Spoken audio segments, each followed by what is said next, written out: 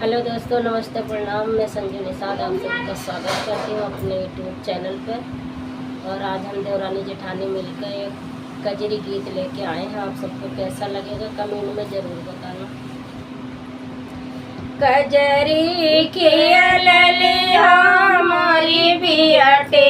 नहीं हर मैया सपनवा कजरी खेल लिया मोरी बियाटे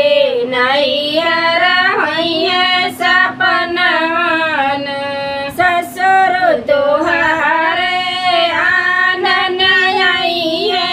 ससुर तुहारे आनन आई है लई है ढोले से कारवा ऊपर लाल हरवन लई है ढोले से कारवा ऊपर लाल हरवना कजरे खेल ले हमारे बेटे नहीं हर हुई है सपनवाना कजरे खेल हमारे बेटे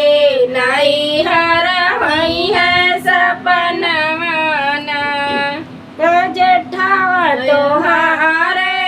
आनन आई है जेठावा तोहारे आनन आई है लई है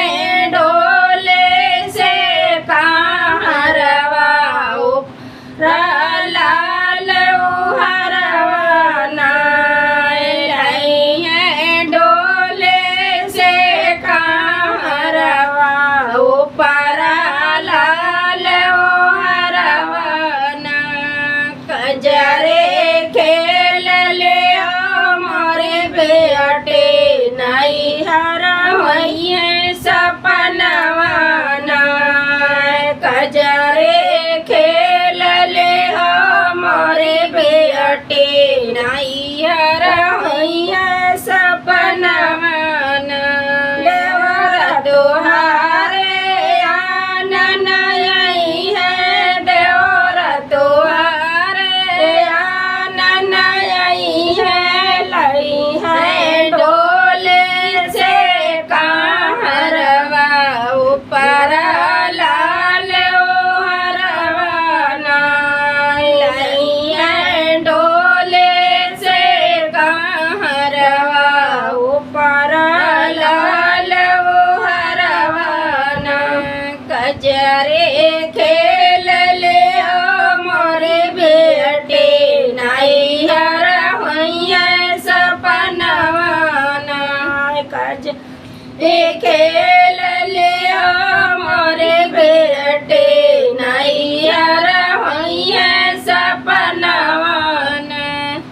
समिया तुहारे आनन आई है समिया तुहारे आनन आई है समिया तुहारे आनन आई है समिया तुहारे आनन आई है लई है ढोले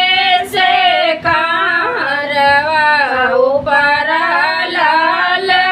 हरवाना लई है ढोले से कारवा ऊपर लाल हरवाना कजरे खेल ले हमारे बेटे नहीं